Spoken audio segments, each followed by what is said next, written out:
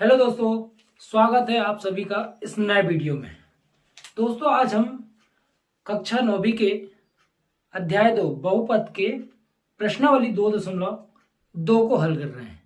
इससे पहले मैंने 2.1 और उसके बाद के पूरे उदाहरण को हल कर दिया है। मैं अपने डिस्क्रिप्शन में लिंक दे रहा हूं, आप जाके देख सकते हो। तो चलिए शुरू करते हैं।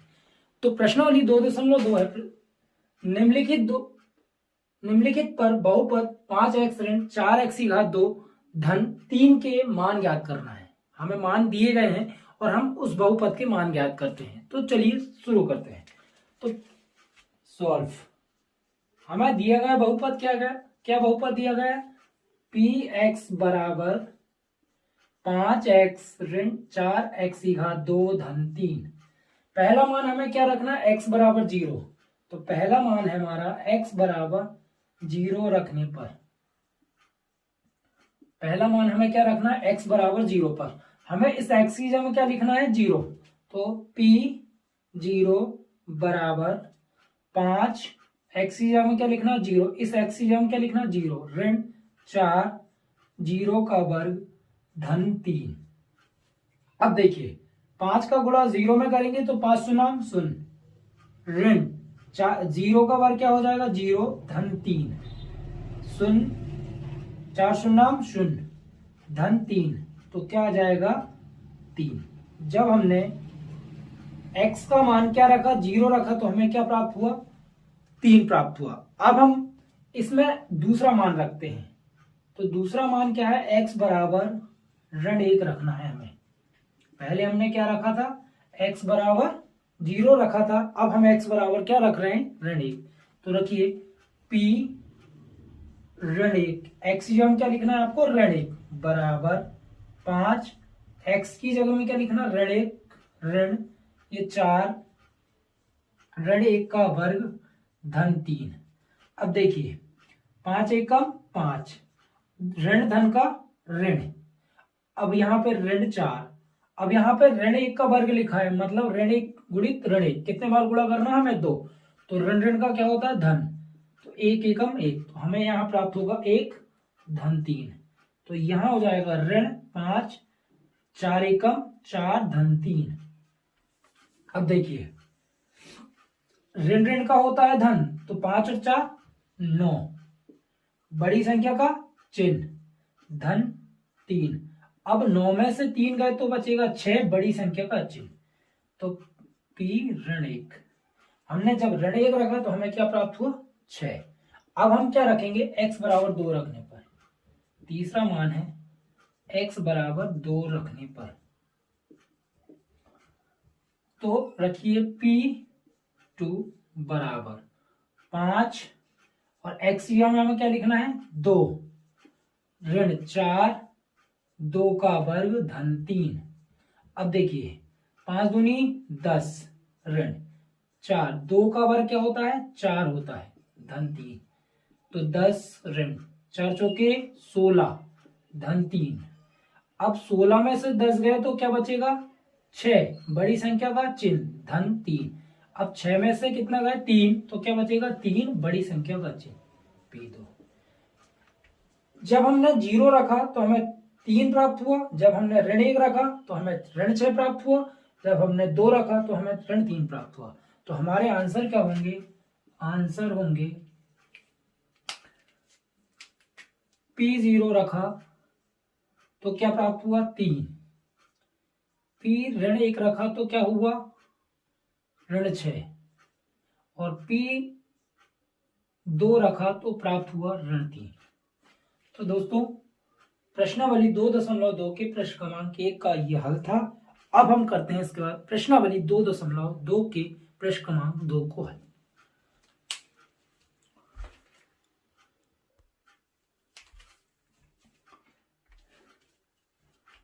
दोस्तों अब हम करते हैं प्रश्नावली 2.2 के प्रश्न क्रमांक 2 को हल। तो चलिए हल करते हैं।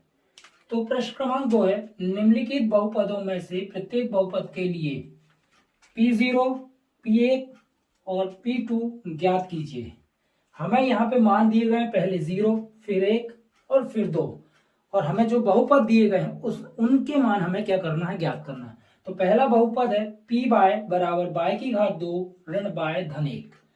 तो इसे हम सॉल्व करते हैं। तो सॉल्व पहला, हमें पहला बहुपद क्या दिया, p बाय बराबर बाय की घात 2 ऋण बाय धन 1। ठीक है, हमें पहला मान क्या रखना है, बाय बराबर 0। तो यहां पे बाय बराबर 0 रखने पर अब p बाय की जगह में क्या लिखना, 0 बराबर 0 का वर्ग ऋण 0 धन 1। अब 0 का वर्ग क्या होता है, 0 ऋण 0 धन 1। तो क्या हो जाएगा हमें प्राप्त, 1। जब हमने इस बहुपद में 0 रखे तो हमें क्या प्राप्त हुआ, 1 प्राप्त हुआ। अब हमें क्या रखना है, 1 रखना है। तो अब क्या लिखोगे, बाय बराबर 1 रखने पर, बाय बराबर 1 रखने पर तो रखिएगा p, इस बाय की जगह में क्या लिखना है आपको, 1 बराबर 1 की घात 2 ऋण 1। क्यों, बाय का मान कितना, 1 है, धन 1। और धन ऋण वाले क्या होते हैं, कट जाते हैं। तो 1 का वर्ग क्या होता है, 1, p 1। जब हमने बाय बराबर 1 रखा तो हमें क्या प्राप्त हुआ, 1 ही प्राप्त हुआ। अब हम क्या रखते हैं, बाय बराबर कितना रखना है, 2 रखना है। 2 रखने पर तो बाय बराबर 2 रखते हैं, रखिएगा p2 बराबर 2 की घात 2 ऋण 2 धन 1। 2 का वर्ग क्या होता है, 4 ऋण 2 धन 1। अब 4 में से 2 गए तो क्या बचेगा, 2। बड़ी संख्या का चिन्ह धन है, धन 1। 2 और 1 कितने होते हैं, 3, p2। जब हमने 0 रखा तो हमें 1 प्राप्त हुआ, जब हमने 1 रखा तो हमें 1 प्राप्त हुआ, और जब हमने 2 रखा तो क्या प्राप्त हुआ, 3 प्राप्त हुआ। तो हम क्या लिखेंगे आंसर में, जब हमने बाय का मान 0 रखा तो हमें क्या प्राप्त हुआ, 1। जब हमने p का मान 1 रखा तो हमें क्या प्राप्त हुआ, 1। और जब हमने बाय का मान 2 रखा तो हमें प्राप्त हुआ 3। तो दोस्तों ये था पृष्ठ क्रमांक 2 का पहला। अब हम करते हैं इसी प्रकार दूसरा pt बराबर क्या दिया, 2 धन t धन 2t का वर्ग ऋण t की घात 3। पहला मान क्या रखना है आपको, 0। तो अब यहां पे हम लिखेंगे t बराबर 0 रखने पर, t बराबर 0 रखने पर तो p t की जगह में क्या जाएगा, 0 बराबर 2 धन 0, क्योंकि t का मान आपको क्या लिखना, 0 धन 2 0 का वर्ग ऋण 0 का घन बराबर 2 धन, यहाँ पर 0 तो 0 रहेगा, वो धन 2 0 का वर्ग 0 ऋण 0 का घन 0। तो 2 धन 0, 2 शून्य शून्य ऋण 0।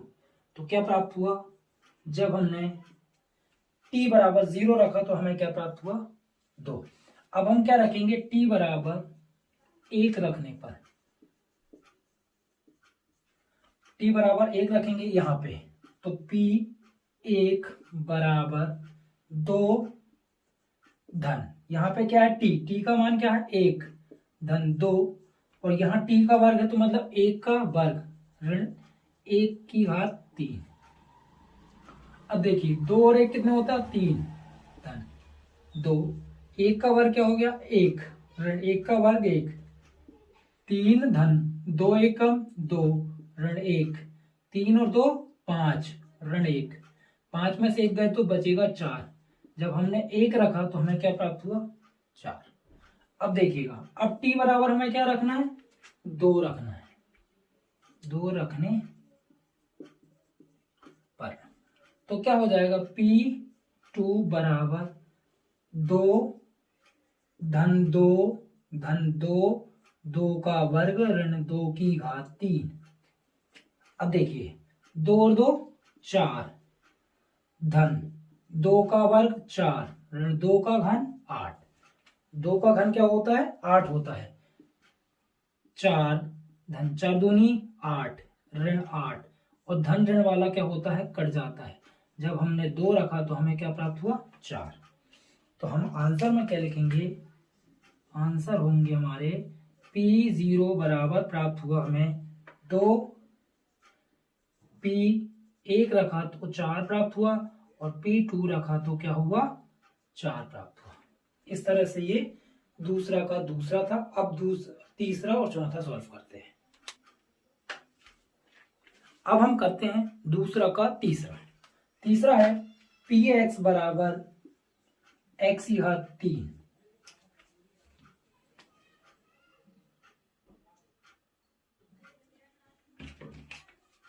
तीसरा है हमारा Px बराबर x की घात 3। पहला मान हमें क्या रखना है?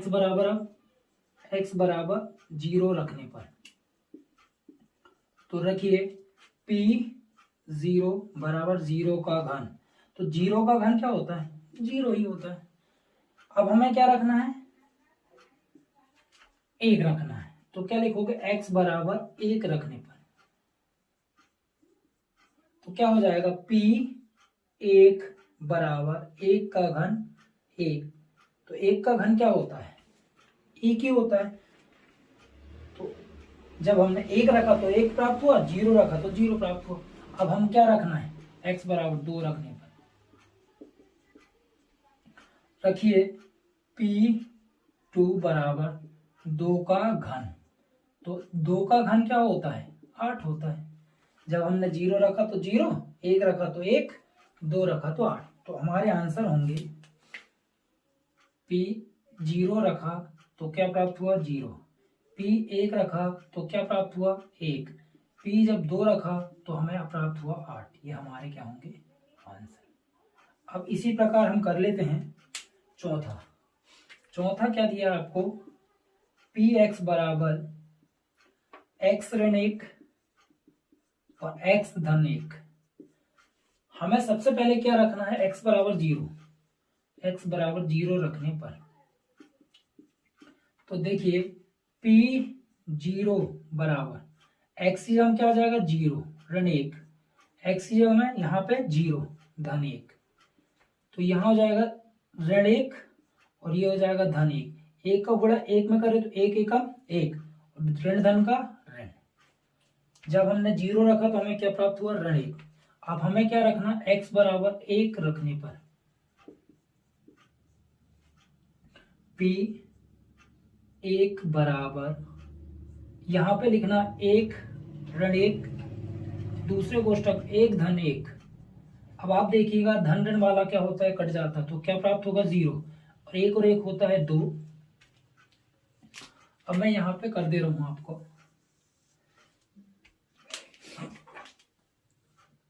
तो 2 शून्य 0। तो P1 बराबर प्राप्त हुआ 0। अब हमें क्या रखना है? x बराबर 2 रखने पर तो रखिएगा P2 बराबर यहां पे लिखाएगा 2 ऋण 1 और ये हो जाएगा 2 धन 1। 2 में से 1 गए तो 1, 2 में 1 जोड़े तो प्राप्त होगा 3। तो हमें प्राप्त होगा 3 एकम 3। जब हमने 0 रखा तो हमें प्राप्त हुआ ऋण 1 और जब हमने 1 रखा तो हमें प्राप्त हुआ 2। जब हमने 1 रखा तो हमें प्राप्त हुआ 0 और जब हमने 2 रखा तो हमें प्राप्त हुआ 3। तो हमारे आंसर होंगे P0 रखा तो प्राप्त हुआ हमें कितना? ऋण 1 और जब हमने 1 रखा तो हमें प्राप्त हुआ 0 और P2 रखा तो प्राप्त हुआ 3। तो दोस्तों ये प्रश्नावली 2.2 के प्रश्न क्रमांक 2 के पूरे सॉल्व थे। अब हम नेक्स्ट वीडियो में करेंगे प्रश्न क्रमांक 3 के पूरे हल और प्रश्न क्रमांक 4 के पूरे हल। तो यदि दोस्तों वीडियो आपको पसंद आता है तो प्लीज आप लाइक कीजिए, शेयर कीजिए और सब्सक्राइब कीजिए। दोस्तों कल से 9th की जो प्रश्न बैंक है और जो 10वीं की प्रश्न बैंक है उसके जो मैथ के सवाल है मैं उसे पूरे सही विकल्प, खाली स्थान, सही जोड़ी और पूरे प्रश्नों को हल करके वीडियो अपलोड करूंगा। तो प्लीज़ आप इसे सब्सक्राइब कीजिए और अपने दोस्तों को शेयर कीजिए ज़्यादा से ज़्यादा। Thank you.